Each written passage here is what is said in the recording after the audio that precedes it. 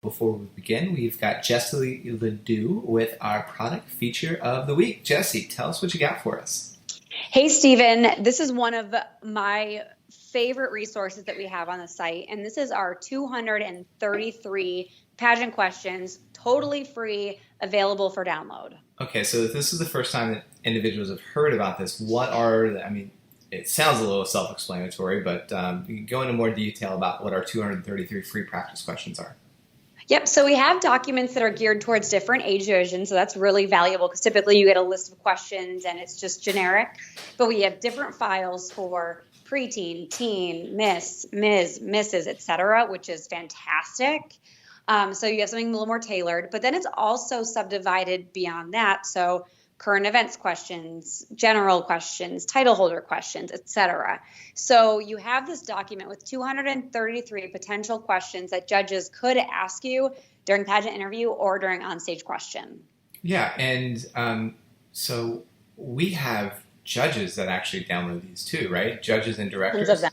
Yes, absolutely. And I think, Stephen, you've actually heard people that have judged with you that said they used your question list during the pageant. So it's something that when judges are preparing to judge a pageant, when they search on Google pageant questions, this often comes up for them too. So it's definitely in your best interest.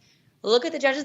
Look at the questions the judges are looking at. It's definitely going to be in your favor. Yeah, it's like a cheat sheet. Okay, so how can they find it? And I mean, you already mentioned that it's free. So how can they find it on our site?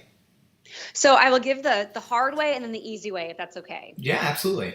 I shouldn't say it's it's not hard. It's just more steps. So the first way to do it is to create a contestant account on our site, pageantplanet.com, a contestant account, and then manage memberships, and you can find all the features there. You'll find all sorts of options and resources there. The easy way to find it is if you just look in the description of this podcast, the link will be there.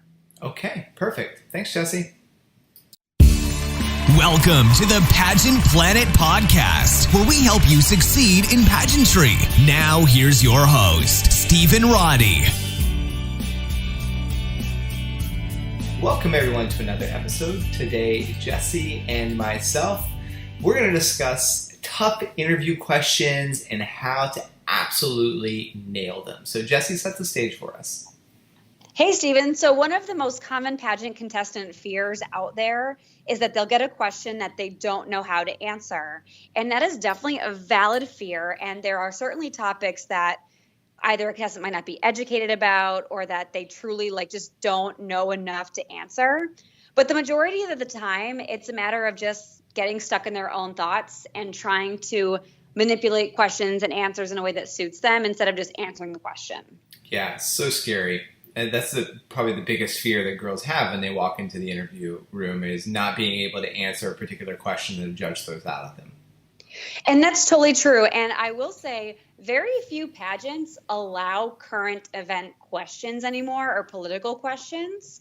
So for most of you listening, there's no reason you will get a question that you don't have enough information to be able to answer. So if they say, how do you feel about the Iran nuclear crisis? I can imagine someone not having enough knowledge to be able to answer that question. But if they say, how do you feel? When do you feel most comfortable? You should know that answer. Even if you've not practiced it before or heard that question before, it's one of those things that it's most of the time you're just talking about you. Right. And I mean, gosh, I'm throwing out an arbitrary number, but I feel like 80% of the questions that you're going to get anyway is off your pageant paperwork for these non-political, non-current events types of pageants. Mm-hmm. So as long as you know your paperwork and you're an expert on yourself, then you'll be totally fine. For sure. So today we were kind of breaking down some of what our Instagram followers thought were the hardest questions they've ever been asked. So what we've done is we've taken these questions and submissions and we broke them down. So why is that a hard question? What a judge is really looking for, because they're not usually just asking a question to ask a question. Usually they want to know something specific from you. That's the second piece. And then the last is how to make the most of the response. Like you said, how do you nail that answer? Okay. And it's about staying calm and focused. So that's what we'll talk about when we break these questions down. It's about staying what focused? Focused and calm. Calm and focused. Okay, got it. calm and focused. Like that silent L definitely does change it if you're like not expecting it, I guess. Oh, yeah, Calm. Do you say calm? Calm. Yeah, I say calm. Calm. Well, Renata jabs at me a lot for some of the way I pronounce my words. Maybe it's because I'm from a small town in Ohio and it's bordered West Virginia, whatever. She's like, wait, how do you say that? So what are some of the words that she jabs you about? Like crick. And so she's like, creek. Creek, roof, and on the house. She's like, no, a dog roof. Or wait, I say roof or roof. You say rough. No, I say rough. Yeah, I say rough. Because Yeah. I think when you were over at our house, like we were talking about all these. Yep. What was the other one was, so I was. Do you say rum instead of room? No, I do say room. Okay. But I'll say pool, like swimming pool. But I also say pool, like I'm pulling something. Pull. Oh yeah. And she's like, "What? No, it's pool, Steve. Pool." It's all dialect. I have a friend from West Virginia that says pin instead of pen. Like, hand me a pin. Pin. Oh, I say the same thing. Yep. PIN instead of pin. It's all dialect. Yeah. It's all the same. Okay. So anyway, it's a massive tangent. And there's several others. So like, yeah, we'll do the word games with friends. Like, how do you say it? And we'll spell it out and we'll let them say it. It's like, oh, yes, Steven says it like this. Yeah. It's fun if you're just sitting around a group of friends, especially if you're from a lot of different regions. Person. Yeah, that is Renata to a T for sure. Okay, so first question that is tough. And who does this come from on Instagram and what's the question? So this question came from Mary Marsha Riley, who, fun fact, was one of my judges when I was crowned Miss International. So I like to think she likes me, and I think she's pretty great too. So thank you, Mary Marsha, for sending that in. And she says, I think the question, tell me about yourself, can be the hardest question to tackle successfully. Yeah, especially for international clients, right? I mean, because a lot of our international pageants, the pageant resume, pageant paperwork hasn't fully caught on. So a way for a judge that's kind of a go-to, right? When they sit down and interview, it's just like, hey, tell me about yourself. But why is this question so hard? It's hard because we're all dynamic beings. Like we have personality, we have skills, we have ambitions. And to incorporate all of that into one answer is like, to me, it's daunting to think about 30 for me, but probably less for other people listening, 30 years of life into like 30 seconds. I mean, it's daunting and pretty much impossible most of the time. So like, how do you determine what's important and what they need to know over everything else that's happened in your life? Yeah, what do I talk about? My zodiac, my blood type, my relationship status. There's so many different ways that you go with it, and technically, none of those different ways or those various ways would be wrong because they just left it open-ended. But what are the judges really looking for when they ask this? Yeah, so this is a question that truly has unlimited opportunities for how you can respond. And the judge will take significant note of what you say because you could truly say anything. So what you choose to say on this question, because it's so open-ended, are probably the most important parts and things of your life. And like, if you're prioritizing them to use them in this answer, that must be what you want them to know, right? And people get so caught up in what's the right thing, what's the wrong thing. So it's, of all the things about you, what are you choosing to say? Yeah, and I'm sure you'll get in this when we discuss how to nail it. However, whatever you start talking about is going to determine, because a lot of the judges will just piggyback on whatever that first question is. And they're like, oh, tell me more about fill in the blank. Tell me more. Yeah, your fiddling background or whatever it is. So how can the guy or the girl who's listening, how can they just crush it? Yeah. So what you don't want to do is provide a biographical account of your life. Like, I've heard people do this as a judge, and they say things like, well, I was born in a small town in upstate New York, and I went to a Catholic school, and then I decided I wanted to go to college in New York City because I wanted to do this and this, and then I got there, and then I went into nonprofit development, and I thought that wasn't for me, so now I'm in marketing, and I live in Buffalo, New York, and I'm in marketing. That is a terrible example of that question because nothing I just said was important at all. Right. And it doesn't help you stick out, and it's just like, wow, this girl or this guy was totally like unprepared for that question. Got it. Mm-hmm. That's my only Exactly. takeaway.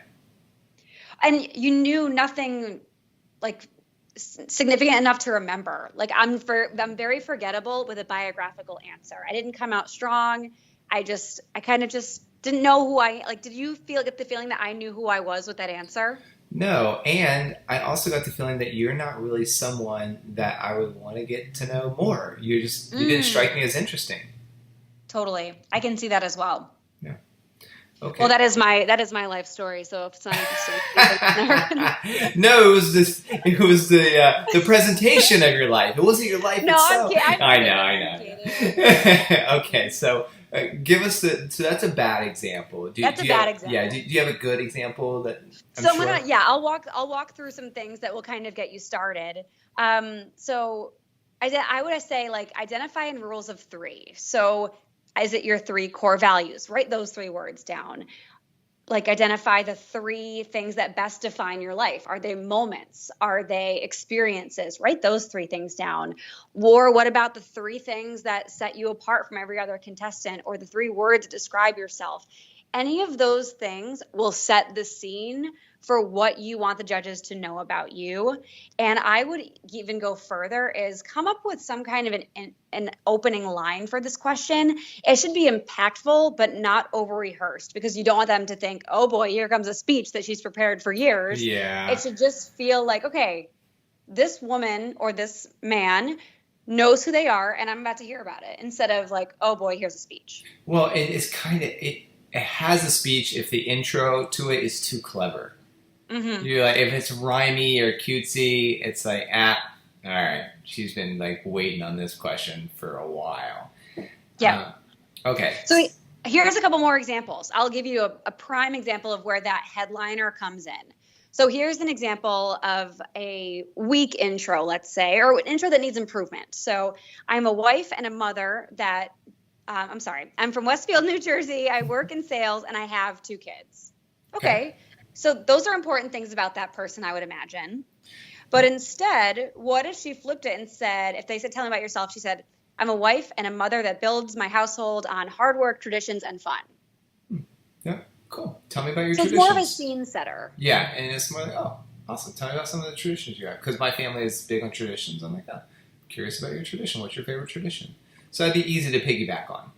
Yep. And so just for people listening that are kind of feeling daunted by this entire task, Stephen and I actually recorded a podcast on this exact topic almost a year to the day ago. It was on August 14th, 2017. So if you go back in the podcast list, it's actually called How to Answer the Question, Tell Me About Yourself. So if you are trying to figure out that magic formula of what you want to say, go back. There's a whole 30 minutes of conversation on this question specifically. Yeah, and I feel like, gosh, I could be getting mixed up, but this is where you walk me through. You asking me a bunch of questions about myself, and then you walk me through how to answer it? Or no? That feels recent to me, but also time flies. Gosh, yeah. I mean, really, we do these weekly, and I think we said we're past now our 100th episode. So yeah, they're starting to blend together a little bit. Okay, so this is really good. What this question can also sound like is, who are you? Tell me about yourself can also be a judge can come out and just say, who are you? And you would answer it very much the same way. And a lot of judges will, like you said, it. I can remember judging, and I'm dazed, or I get in my judge binder, the people are not in order, so I'm shuffling trying to find the right paperwork. So tell me about yourself is such a quick answer, or such a quick question to ask while I'm getting my own bearings. So that's your chance to really set the tone for the interview you want to have. So very, very important. Totally agree. It's a hard question, but it's so worth putting the energy into creating that outline. Yeah, because sometimes directors, they just chuck the contestant bios at you right when you're walking through the door as a judge. You're like, thanks, there's 100 girls here. So you have about 15, 30 seconds or whatever to review their paperwork before the girl walks through the door. Yeah, absolutely. Yeah. Sometimes way less. And then for systems like National American Miss, you hand your paperwork to them as you're sitting down. Right. And that's, So yeah, if you've ever judged a NAM pageant and it is like on, you're like, okay, great. You're scanning down to one section. You have time for 2 questions maybe, and then it's the next girl. Yep, absolutely. Yeah. Cool. All right. So that's the first one. The first challenging question, tell me about yourself. What's the second challenging question that girls and guys get asked in an interview? So this question came from Ms. America Pure, and she says, I was asked this tricky question. Do you think professional athletes get paid too much? Okay, so why is that one hard? So this is hard because, like, first of all, I totally agree with her that this is a hard question. But for the sake of education, let's use that more as an example, because there are countless other pop culture or opinion-related questions that present a definitive yes or no approach. And that's really what makes this hard. Okay, so what's hard about it is that you have to choose a side and you have to somewhat justify that side without offending everybody else. That's very true. And like, it's one of those things where like you have to have enough information to justify what you're saying. You can't just blindly say, yes, I believe this, and not say anything else. You have to be able to articulate your thoughts, your opinions, and why you choose that side. Okay. So why would judges ask this in the first place? What are they looking for? So this is one of my favorite like hot takes. They don't care about your opinion. Like 9 times out of 10, you could take either side and it's not going to weigh positively or negative on you at all. Okay. And all they want to know is that if you're faced with a difficult moment during your reign, you can respond with both grace and with sensitivity. Yeah, I like that. Okay, so what's the tools that will allow them to nail this question in an interview? So this is something that I talk through our coaching clients a lot, and I've kind of created a matrix for them for questions like this, and it breaks down hot topics into various sections that kind of give an outline. So if you're in the moment and you've never heard this question before, or you're practicing behind the scenes and you're preparing for potential scenarios, this matrix walks you through how to get through the question. And there are, I would think, 5 key things that need to be in this matrix. The first is your opinion. Like, you need to decide which side you're on. And then you have to define, okay, what is the for side? What is the against side? Why would someone think this is the case? Why would someone think this is not the case? Because you have to be able to state your opinion, which could be one side, but then address the other one. Say, I can see why people would think this, though, because of X, Y, and Z, but this is why I'm this side. So your opinion, addressing both for and against. The next thing is a story, specific, or example that backs up your decision.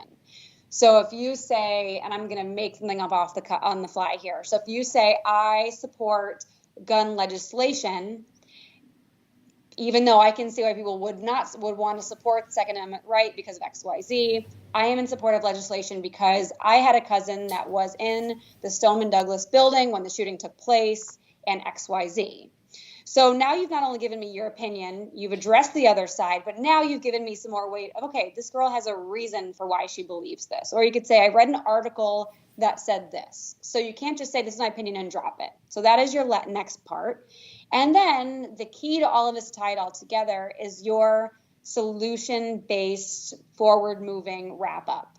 So your opinion, for and against, something to back it up, and then in the future, where you see this topic going. Love that. And frameworks are so powerful because, or matrix as you described it, because it's applicable to so many different areas rather than just this one particular question.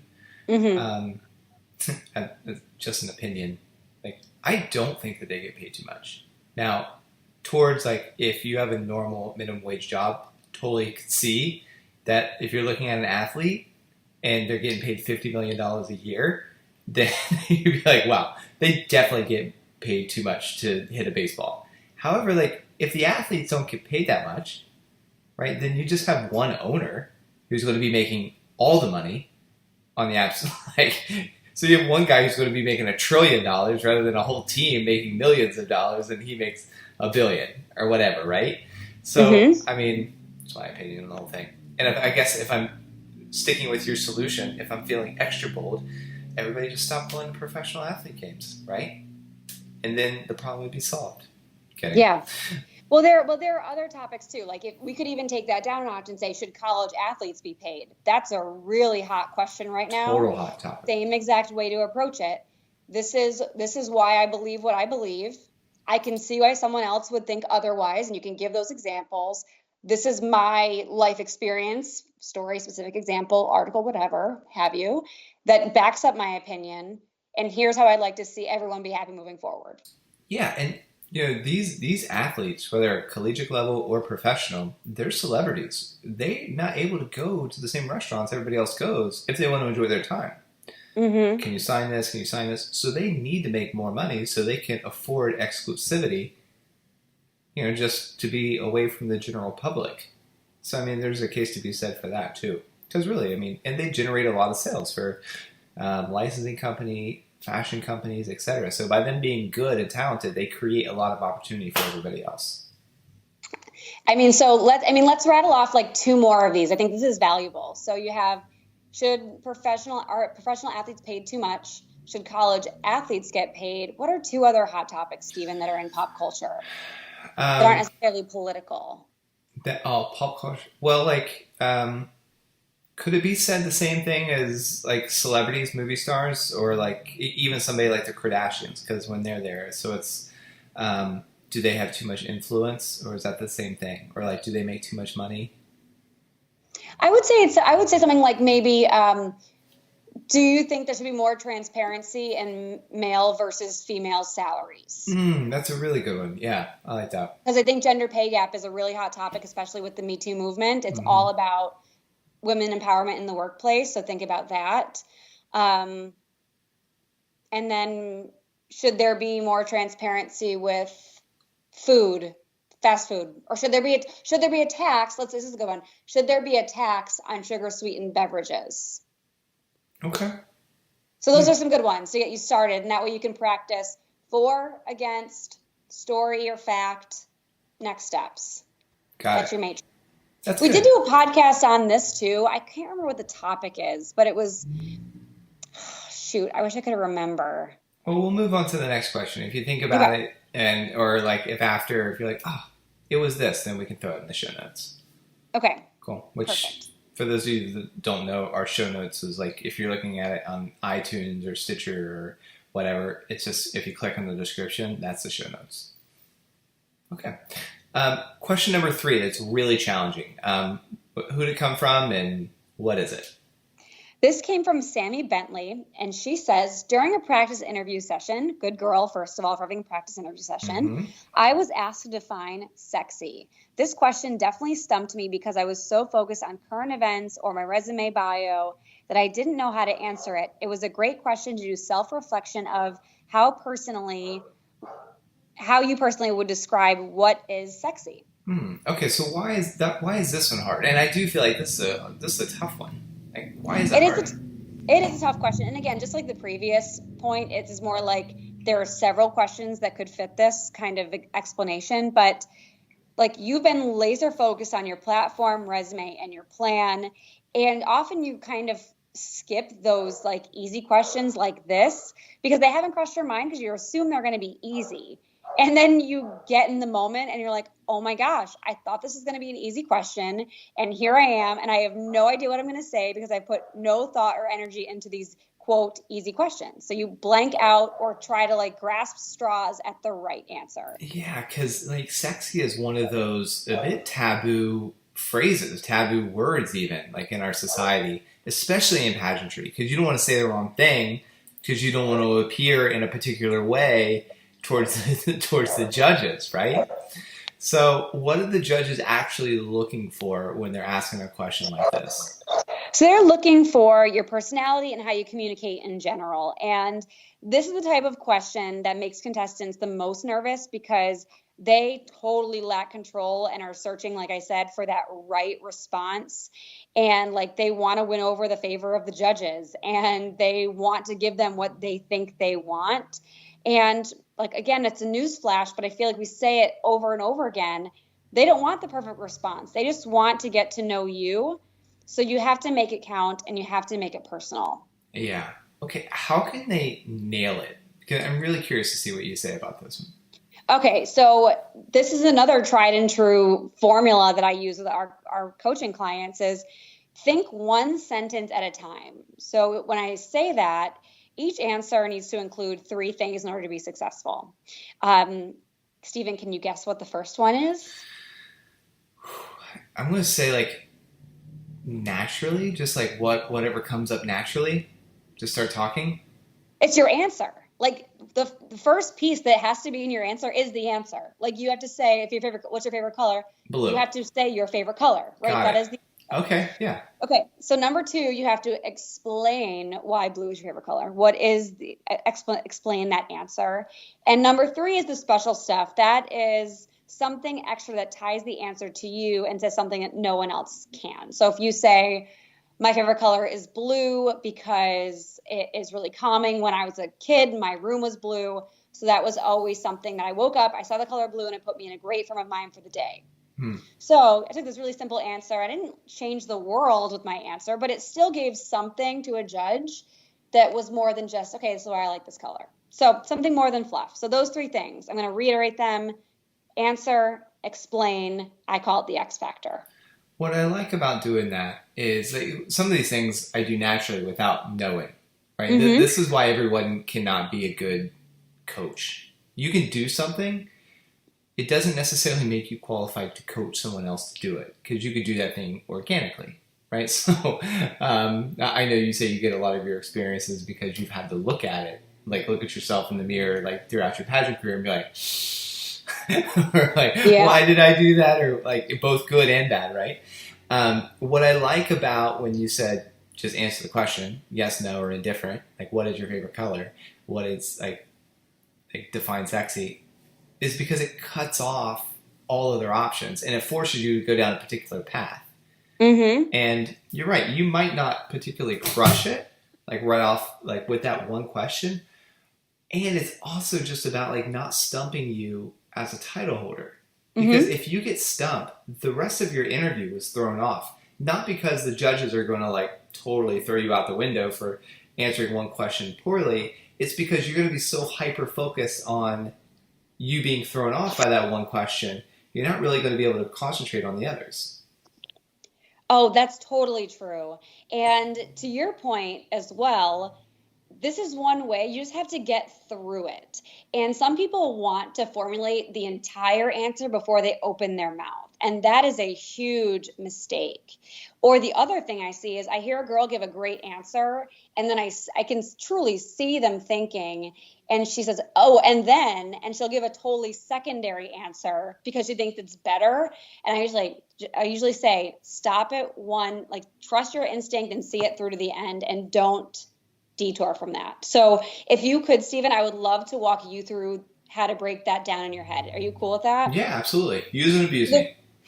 So the question is define sexy. So your first sentence can be your answer. So in the simplest form, define sexy and don't even think about explaining it. Just define it. Answer the question. Sexy is classy. Perfect. Easy. Okay. And explain why sexy is classy in one sentence. To me, the classiest part of a woman and the sexiest is her mind. Perfect. So now give me an X factor, a story, a specific, an example that illustrates that for you. You know, I dated a lot of really pretty girls. However, when you go to have a conversation with them, there's nothing really chemistry happening. But then I met my wife, and she's both physically stunning and is one of the most intelligent people I've ever met. Perfect. That's a great answer. If you put all those pieces together, and you've never heard that question before other than this, you probably didn't know I was going to ask you to break that down for me. But without doing a lot of thinking, just trusting your own instincts and expressing your own emotions, you got through it really easily without being stumped. And if I could share behind the scenes, when you said just define it, I just guessed. I just kind of threw out something because I've never put thought into what I thought sexy was. That's why I was like, I'm really curious what you would say. And so you just throw something out, and I was like, oh, sexy is classy. Yep. And then you And that's when I say, like, you have to commit. Once you say something, go with it. And I always like just tell the contestants that I work with, like, as long as you're not outright lying and you're just expressing yourself, that's going to be okay. So I have contestants, but when they start working with us, they look at me with blank stare and they want to start over and they like nervously say something. I'm like, no, like, I'm going to count to 3 and you're going to have to give me your answer, because in the moment you can't spend all of this time working up your answer and figuring out what is the right response. You just don't have the ability. So you have to just go for it and commit. Oh, and I have literally had girls in interview be like, oh, wait, I'm sorry, can I start over? I'm like, no. Yeah. I mean, I was like, yeah, I guess. It could affect your score, but yeah, sure, go ahead. Right? I mean, so, but yeah, they ask for that. And that is the most awkward thing on the planet, I feel. It is. So I say, go with your gut. Don't second guess, and only think one sentence at a time. Because just like you did, Stephen, just then we said step 1, step 2, step 3. I want our listeners to practice these questions, these like so-called easy questions that we've learned today are not so easy, and go through the motions of, okay, what's my answer? What's my explanation? What's my X factor? And I don't want you to think about it. I want you to do it like rapid fire, go through those 233 questions that we have available for free for a download, and make this a habit, because once you have it, it's going to be such a valuable tool. It's great. Yep. And I would encourage, like, because this is something you can practice with strangers. Just as the conversation's rolling around, and the more you talk to other people in spontaneous types of ways, the better you get at thinking on your feet. Mm-hmm. So, okay. What's the 4th really challenging question that sometimes girls get in an interview? So this came from Jonah Curia, 02, and she said, if you could change one thing about our program, what would it be and why? I like this question. I do. I mean, especially from a director standpoint, like really valuable information. But for the contestant, though, why is it hard? It's hard because you're like essentially being asked to critique the system that you're hoping to represent. So like, how honest can you be without potentially insulting someone? It gets back to the director. Will they hold it against you if you're critical or have suggestions? And like, I can just imagine contestants in the moment thinking of all of these thoughts during interview if this question came up, and thus not focusing on just answering the question. So I think it is a good thing that we're airing it out here. Yeah, and full disclosure, I almost always ask this question. Ooh. If you're ever interviewing with me, like for a job for Pageant Planet, I always ask people to critique whatever whatever position they're applying for. Always. Yep. Okay, when a judge asks this, though, what are they looking for? So I think the biggest thing is they want to see that you've done your due diligence and you're thinking about the title as a business person and not just, oh, it's been my dream to be XYZ title holder. I'm so excited. It's perfect, because nothing is perfect. And they want to know that you have thought about how you can improve it, because like you're not just in this, or you just shouldn't be in a pageant just for the crown and the sash, but to be an ambassador and to make positive change for your platform, for your system, for yourself, all of those things. It's awesome. How can they nail it? So you need to, just like we did with the other polarizing question, is you need to balance being complimentary with being constructive. So don't point blame or be overly negative about what's wrong with the system. And in fact, like you want to dwell very little on the negative detail and be pretty vague, because that can kind of seem gentler. So I'll give an example of a vague version and a specific version. So here's the specific version. So if you've been competing in this pageant for many years and you realize the contestant numbers are dwindling and there's very few contestants, and great for your odds, but not great for the system, and you want to see it be better, you don't want to come right out and say, well, one thing I'd change is there are only 5 contestants competing and there should be more. Like that sounds very accusatory. It sounds very pretty smug. But instead, if you said, I would like to see increased recruitment efforts, right? So that's vague. It's a little softer. Yeah. And then you can dive right in. And I say, like, I beg you, don't point out any flaws without having a plan for success. So don't just say, I'd like to see increased recruitment efforts, period. End of question. So you would say something like, I'd like to see increased recruitment efforts. I would do XYZ seminars. I would reach out to high schools or whatever your plan would be. Please, after you've done that constructive criticism, that vague constructive criticism, dive into a plan that you have that only you can say in the moment. And they'll be like, wow, I want that girl to represent our system because she has this great plan to make us better. Yeah, and for something like that, you are coming on board as a title holder to basically be the spokesmodel for the organization. So in essence, your goal or your responsibility as a title holder is to market the organization.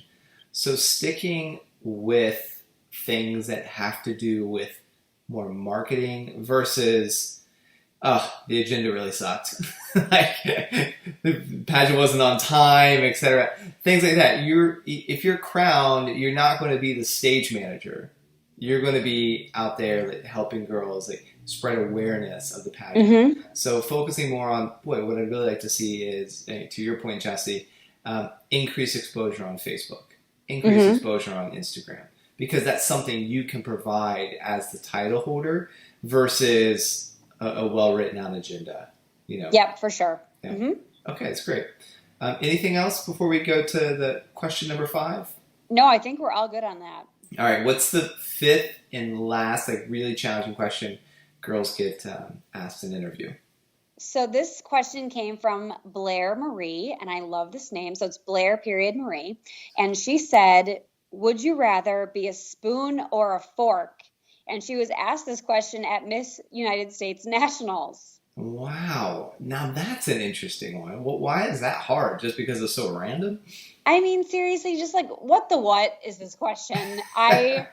We've heard them all before. Like, what kind of shoe would you be? What kind of sandwich would you be? Like, it's just one of those totally random questions. And I can promise you almost none of us have practiced this question. Yeah. Like, who even cares about this question? And seriously, I've been in a judge's interview room where this guy asked every contestant, describe yourself in terms of pizza, like using ingredients to characterize your character. And I'm like, he asked every girl that. And I'm like, what does this have anything to do with her being a title holder? And honestly, whatever the girl said with that one, it mattered zero to me in the score, because I just, at that point, that judge was totally on my nerves for asking the ridiculousness. Was that a panel interview, Steven? It was panel, yeah. So who had the best answer? A girl, so I don't remember the state or even her name because it's been years ago. However, she was like, well, I would say I would have dough because it's foundation for every pizza. And I would say, and then sauce because I'm pretty saucy, and then a whole lot of cheese because I say really cheesy jokes. And I was like, perfect. Okay. And then she was like, yep, that's it. And I was like, wow, she really handled that good. Yeah, I mean, so all they're trying to do here, and like to this guy's point, is throw you off. And they want to see how you react to like the most outrageous situations. And are you like creative enough? Do you think on your feet well enough to get out of a jam? Yeah, I can see that. Well, and I also say like this is a clear way to differentiate who's overprogrammed. And when I say overprogrammed, I mean like some people know it as AKA pageant patty. So it's like the over-rehearsed, all of that. So if you're thinking on the fly and you're giving a solid response, because it's one of my skills is like being a lawyer in a situation, as I can kind of just figure it out as I go. But if I were to answer that pizza question in a really pageant patty way, I'd say, I would love to see myself as a pizza with very, very thin crust because I can be a little bit rigid because I'm from New York City. And then I would love extra cheese because I think it's really, really savory. And I like to think I make people's hearts feel good. And it's just like, oh, come on, lady. Like, that's just outrageous. Like, so over the top, so crazy. So like, don't take it too seriously. Like, don't treat that question like the question of how would you transform someone's life as a title holder? Clearly two different playing fields altogether. So treat these questions with what they are. Light, fun, don't take it too seriously. don't think about it too much. Okay. Is that how you nail it? Is that the secret to nailing it? Part of it. So I will say, you're going to get a crazy question like this. And I just oh my gosh, if you love me at all, those listening, if you do love me a little, don't say that's a great question, because first of all, it's not a great question. And they know that you're just trying to buy time. It's like the worst question. You're like, it's a great question, not a good question. So don't feel like you have to internalize this.